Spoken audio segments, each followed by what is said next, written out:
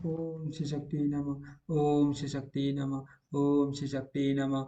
दत्तात्रेय के जन्म और प्रभाव की कथा। पुत्र सुमति कहता है, तदनंतर बहुत समय व्यतीत होने के बाद ब्रह्मा जी के द्वितीय पुत्र महर्षि अत्रि ने अपनी परम साध्वी पत्नी अनसुईया को देखा तो जो जो ऋतु स्नान कर चुकी थी, वे सर्वांग सुंदरी थी। उनका रूप मन को लुभाने वाला था। उन्हें देखकर मुनि ने काम युक्त होकर मन ही मन उनका चिंतन किया। उनके चिंतन करते समय जो विकार प्रकट हुआ, उसे उसे वेग युक्त वायु ने इतर उतर और ऊपर की ओर पहुंचा दिया। वह वर्ती मुनि का तेज ब्रह्म स्वरूप शुक्ल वर्ण सोमरूप एवं रजोमय था। वह जब वह गिरने लगा तो उसे दसों दिशाओं ने ग्रहण कर लिया। वह प्रजापति अत्रि के मानस पुत्र चंद्रमा के रूप में अनसुया से उत्पन्न हुआ, जो समस्त प्राणियों के जीवन का आधार है। भगवान विष्णु ने संतुष्ट होकर अपने श्री विग्रह से सत्वमय तेज को प्रकट किया। उसी से दत्तात्रेय जी का जन्म हुआ। भगवान विष्णु ने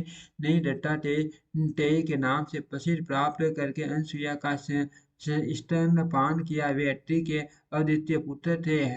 हैराज कर्तवीर्य बड़ा उद्यत था। उसने एक बार महर्षि अत्रि का अपमान कर दिया। यह देख अत्रि के तृतीय पुत्र दुर्वासा, जो अभी माता के गर्भ में ही थे, क्रोध में भरकर साथ ही दिनों में माता के उदर से बाहर निकल आए। गर्भावजनित मान आयास तथा पिता के अपमान जनित दुख और अमर्ष से युक्त होकर वे हैं ये राज को तत्काल भस्म कर डालने को उद्यत हो गए थे।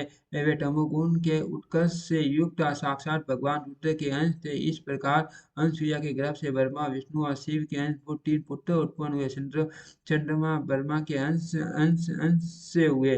चंद्रमा ब्रह्मा के अंश से हुए। दत्तात्रेय विष्णु भगवान के स्वरूप थे और दुर्वासा रूप में साक्षात भगवान शंकर ही अवतार लिया था। देवताओं के वरदान देने के कारण ये तीनों देवता वहां प्रकट हुए थे। चंद्रमा अपनी शीतल किरणों से तूण लता बलि अत्र तथा मनुष्य का पोषण करते हैं और सदा स्वर्ग में रहते हैं। वे प्रजापति अंश हैं। दत्तात्रेय दुष्ट दैत्यों का संहार करने की प्रजा की रक्षा करते हैं।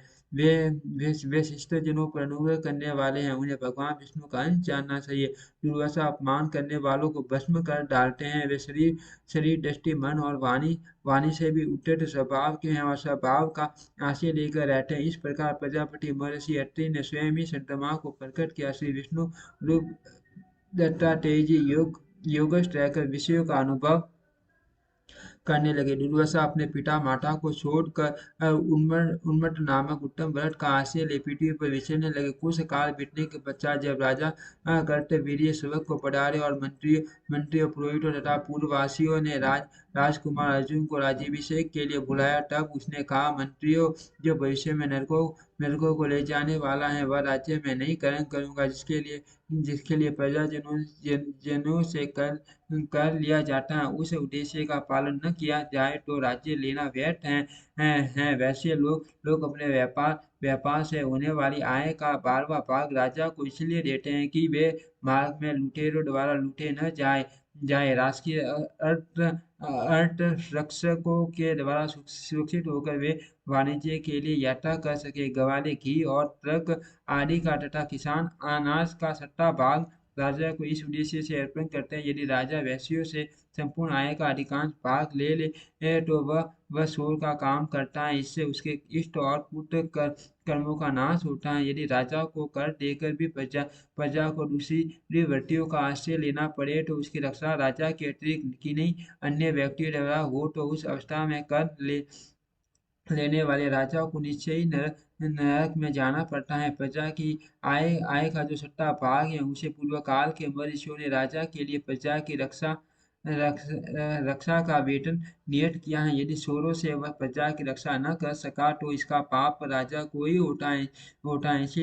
इसीलिए यदि मैं तपस्या करके अपनी इच्छा के अनुसार योगी का पद प्राप्त कर लूं तो मैं पृथ्वी के पालन की शक्ति से युक्त एकमात्र राजा हो सकता हूँ। ऐसी दिशा में अपने उत्तरदायित्व का पुण्य निर्वाह करने के कारण मुझे पाप का भागी नहीं होना पड़ेगा। उसके इस निश्चय को जानकर मंत्रियों के मध्य में बैठे हुए परम बुद्धिमान वयोवृद्ध मुनिश्रेष्ठ गर्ग ने कहा, राजकुमार, यदि तुम राज्य का यथावत पालन करने के लिए ऐसा करना चाहते हो तो मेरी बात सुनो और वैसा ही करो। महाभाग दत्तात्रेय मुनि मुनि मुनि साहब पर्वत की गुफा में रहते हैं। तुम उन्हीं की आराधना करो, वे तीनों लोकों की रक्षा करते हैं। दत्तात्रेय जी योग युक्त ब्रह्म सौभाग्यशाली सर्वत्र प्रथमदर्शी तथा विश्व पालक भगवान विष्णु के अंश रूप से इस पृथ्वी पर अवतीर्ण हुए हैं। उन्हीं उन्हीं की आराधना करके इंद्र ने दुरात्मा दैत्यों द्वारा छीने हुए अपने पद को प्राप्त किया था तथा दैत्यों को मार भगाया। अर्जुन ने पूछा, महर्षि देवताओं ने परम प्रतापी दत्तात्रेय जी की आराधना किस प्रकार की थी तथा दैत्यों द्वारा छीने हुए वे इंद्र पद की देवराज ने कैसे प्राप्त किया था। गर्ग ने कहा, का पूर्व काल में देवताओं और दैत्यों में बड़ा भयंकर युद्ध हुआ था। उस युद्ध में दैत्यों का नायक जम्ब तथा और देवताओं के स्वामी इंद्र उन्हें युद्ध करते एक दिव्य वश व्यतीत हो गया। उसके बाद देवता हार गए और दैत्य विजय विजय हुए। विप्रसिद्ध आदि दानवों ने जब देवताओं को परास्त कर दिया तब वे युद्ध से भागने लगे। अब उनमें शत्रुओं को जीतने का उत्साह न रह गया। फिर वे दैत्य सेना के वध की इच्छा से बृहस्पति जी के पास आए और उनके तथा वालखिल्य आदि महर्षियों के साथ बैठकर मंत्र गणना करने लगे। बृहस्पति जी ने कहा, देवताओं, तुम अत्रि के तपस्वी पुत्र महात्मा दत्तात्रेय के पास जाओ और उन्हें भक्तिपूर्वक संतुष्ट करो। उनमें वर देने की शक्ति है। वे तुम्हें दैत्यों का नाश करने के लिए वर देंगे। तत्पश्चात तुम सब लोग मिलकर दैत्यों और दानवों का वध कर सकोगे। गरग ने कहा, उनके ऐसा कहने पर देवगण दत्तात्रेय आश्रम पर गए और माँ लक्ष्मी जी के साथ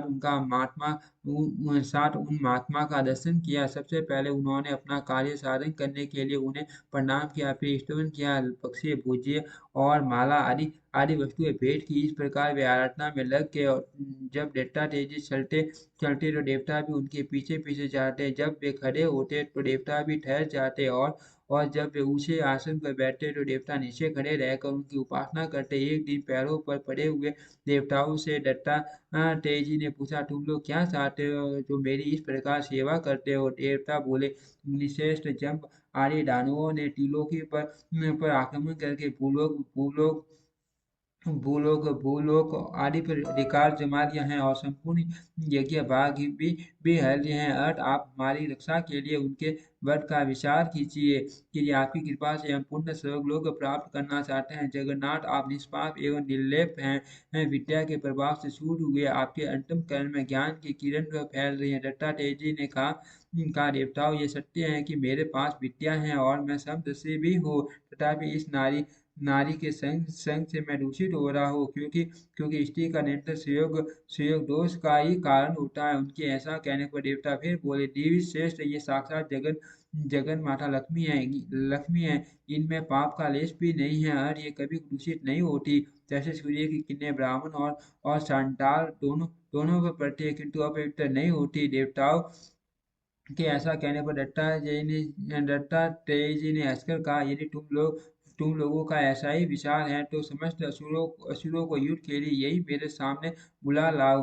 विलंब न करो। मेरे दृष्टिपात जनित अग्नि से उसके बल और तेज दोनों दोनों क्षीण हो जाएंगे और इस प्रकार वे सब के सब मेरी दृष्टि में पड़कर नष्ट हो जाएंगे। उनकी यह बात सुनकर देवताओं ने महाबली दैत्यों को युद्ध के लिए ललकारा तथा वे क्रोध में भरकर देवताओं पर टूट पड़े। दैत्यों की मार खाकर देवता भय से व्याकुल हो गए और शरण पाने की इच्छा से शीघ्र ही भागकर दत्तात्रेय जी के आश्रम में गए। दैत्य भी देवताओं के काल के गाल में भेजने के लिए उसी जगह जा पहुंचे। वहां उन्होंने महाबली महात्मा दत्तात्रेय जी को देखा। उनके वाम भाग में संतमुखी लक्ष्मी जी विराजमान थी, जो उनकी प्रिय पत्नी एवं संपूर्ण जगत के लोगों का कल्याण करने वाली हैं। वे सर्वांग सुंदरी लक्ष्मी स्त्री समूह से संपूर्ण उत्तम गुणों से विभूषित थे और मीठी वाणी में भगवान से वार्तालाप कर रही थी। उन्हें उन्हें सामने देख कर दैत्य के मन में उन्हें प्राप्त करने की इच्छा हो गई। वे अपने बढ़ते हुए काम के वेग को न रोक सके। अब तो उन्होंने देवताओं का पीछा छोड़ दिया और लक्ष्मी जी को हर लेने का विचार किया। उस पाप से मोहित हो जाने के कारण उनकी सारी शक्ति क्षीण हो गई वे आसक्त होकर आपस में कहने लगे, ये स्त्री त्रिभुवन का सारभूत रतन है, यदि ये हमारी हो जाए तो हम लोग कृतार्थ हो जाए, इसीलिए हम सब लोग मिलकर इसे इसे पालकी में बिठा ले और अपने घर को ले चले। ये विचार निश्चित हो गया। आपस में ऐसी बात करके वे काम पीड़ित दैत्य आसक्ति पूर्वक वहां गए और लक्ष्मी जी को पालकी में बिठा कर उसे मस्तक पर ले अपने स्थान की ओर चल दिए। तब दत्ता तेजी ने हंसकर देवताओं से कहा, सौभाग्य सौभाग्य से लक्ष्मी दैत्यों के सिर पर चढ़ गई। अब तुम लोग बड़ो हथियार उठाकर इन दैत्यों का वध करो। अब इनसे डरने की आवश्यकता नहीं है। मैंने इन्हें निस्तेज कर दिया तथा पराई स्त्री के स्पर्श से इनका पुण्य जल गया, जिससे ये शक्तिहीन हो चले। तदनंतर देवताओं ने नाना प्रकार के अस्त्र शस्त्रों से दैत्यों को मारना आरंभ किया। लक्ष्मी उनके सिर पर चढ़ी हुई थी, इसलिए वे नष्ट नष्ट हो गए। इसके बाद लक्ष्मी जी वहां से महामुनि दत्तात्रेय के पास पास आ गई। उस समय संपूर्ण देवता उनकी स्तुति करने लगे। दैत्यों के नाश से उन्हें बड़ी प्रसन्नता हुई। फिर परम बुद्धिमान दत्तात्रेय जी को प्रणाम करके देवता स्वर्ग में चले गए और पहले की पार्टी निश्चित होकर रहने लगे। राजन, यदि तुम भी इस प्रकार अपनी इच्छा के अनुसार अनुपम ऐश्वर्य प्राप्त करना चाहते हो तो तुरंत ही उनकी आराधना में लग जाओ। गर्ग मुनि की यह बात सुनकर राजा कार्तवीर्य ने दत्तात्रेय जी के आश्रम पर जा उनका भक्तिपूर्वक पूजन किया। वह उनका पैर दबाता उनके लिए माला, संतन, गण, जल और फल आदि सामग्री प्रस्तुत करता, भोजन के साधन जुटाता और जूठर साफ करता। इससे संतुष्ट होकर मुनि ने कार्तवीर्य से कहा, अरे भैया, तुम देखते हो मेरे पास यह स्त्री बैठी हुई है, मैं इसके उपभोग से निंदा का पात्र हो रहा हूँ। अर्थ, मेरी सेवा तुम्हें नहीं करनी चाहिए। मैं कुछ भी करने में असमर्थ हूँ। तुम अपने उपकार के लिए किसी शक्तिशाली पुरुष की आराधना करो। उनके इस प्रकार कहने पर कार्तवीर्य अर्जुन को गर्ग जी की बात का स्मरण हो आया। उसने दत्तात्रेय जी को प्रणाम करके कहा, अर्जुन बोला, दे आप अपनी माया का आश्रय लेकर मुझे क्यों अपनी माया में डाल रहे हैं? आप सर्वथा निष्पाप हैं। इस प्रकार ये देवी भी संपूर्ण जगत की जननी है।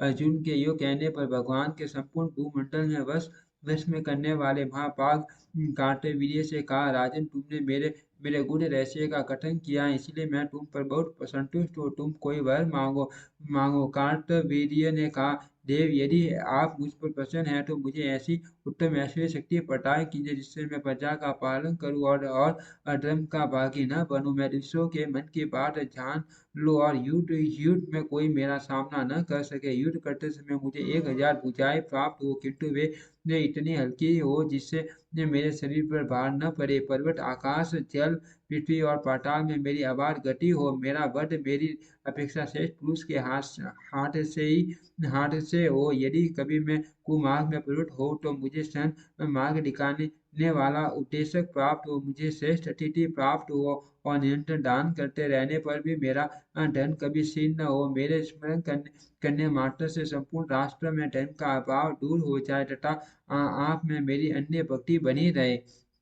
दत्तात्रेय जी बोले, तुमने जो जो वरदान मांगे हैं वे सब तुम्हें प्राप्त होंगे। तुम मेरे प्रसाद से चक्रवर्ती सम्राट होंगे। सुमति कहते हैं, तदंतर दत्तात्रेय जी को प्रणाम करके अर्जुन अपने घर गया और समस्त प्रजा एवं अमात्मा वर्ग के लोगों को एकत्रित करके उसने राज्याभिषेक ग्रहण किया। उसके अभिषेक के लिए गंधर्व श्रेष्ठ अप्सराएं, वशिष्ठ आदि महर्षि मेरु आदि पर्वत, गंगा आदि नदियां और समुद्र, पाकर आदि वृक्ष, इंद्र आदि देवता, वासुकी आदि नाग, गरुड़ आदि पक्षी तथा नगर एवं जनपद के निवासी भी आए। श्री दत्तात्रेय जी की कृपा से अभिषेक की सब सामग्री अपने आप जुट गई थी। फिर तो ब्रह्मा आदि देवताओं ने होम के लिए अग्नि को प्रज्वलित किया तथा साक्षात नारायण स्वरूप श्री दत्तात्रेय जी एवं अन्यायी महर्षियों ने समुद्र और नदियों के जल से अर्जुन का राज्याभिषेक किया। राज सिंहासन पर आसीन होते ही हैयन नरेश ने अधर्म के नाश और